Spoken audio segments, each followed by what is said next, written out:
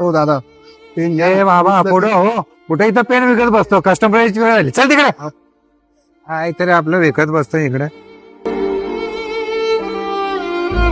हो दादा पेन घ्या ना, खूप चांगले पेन आहेत बघा ना. हो कसे कितीला आहे दादा 80 रुपयाला पूर्ण पाकिट आहे. काय? अरे या स्टेशनरी मध्ये पण 80लाच भेटतंय. बरोबर सांग कितीला जाणार सांग. 50ला दे. हो दादा 50ला कसं होईल, मला 5-10 रुपये भेटतात फक्त ते. असं कसं बोलता तुम्ही. ठीक आहे नको मला, जा येतो मी स्टेशनर.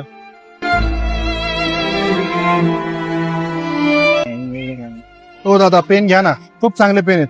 नको आता. बघा तर एकदा, नुसतं बघा तर.